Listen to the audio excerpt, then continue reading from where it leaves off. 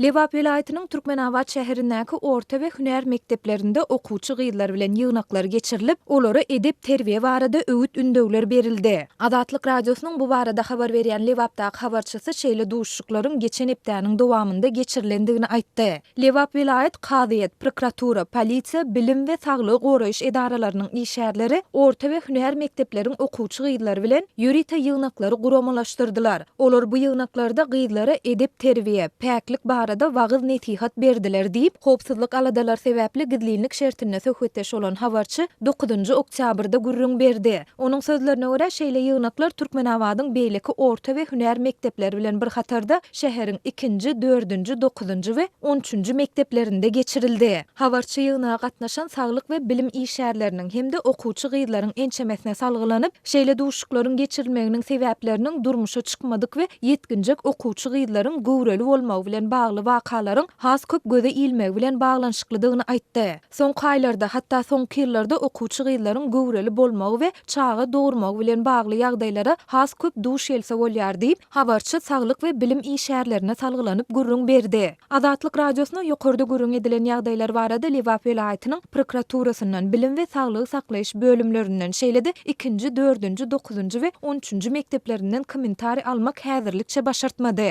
Azatlyk radiosynyň habarçysy häzirki wagt okuwçy gyýdylaryň köpüsiniň enatasynyň gadanç etmek üçin daşary ýurtlarda zähmet çekýändigine, şol sebäpli çağlara olaryň baba mamasynyň ýa-da dogan garyndaşlarynyň eseban edýändigini belläp şeýle diýdi. Çağlar bilen olaryň howsarlary enatasy ýaly gyzyklanyp terbiýelep bilmeýär we olar ünsden düşürilýär. Şol sebäpli okuwçy gyýdylaryň arasynda göwreli bolup çağı dogurmak ýaly wakalara duş gelse bolýar diýip, habarçy Türkmenabadly bir mollimiň sözlerini titirledi. Belläp geçsek, soňky ýyllarda ýurtdaky ykdysady kynçylyklary, işsizlik, ady karytlarynyň we hyzmatlaryň gymmatlamagy bilen bagly türkmensanlaryň eklenç gözleginde daşary ýurtlara gidýändigi, ýurdun vilayatlarynda tas her bir maşgaladan azyndan bir adamyň türkmensanyň daşynda dy barada Azatlyk radiosynyň habarçylary ençemegede habar beripdi. Şu ýylyň aprel aýynda Lewap vilayatynda enatasy Türkiýede işleýän çağalaryň dogan garyndaşlaryndan dilhata alınıp, çağanyň howsarlaryndan onuň özleriniň gözegçiliginde we haýsydyr bir hadise bolan ýagdaýynda jogapkärçiligi öz üstüne alýandyklaryny tasdiklap, gol goýmak talap edildi.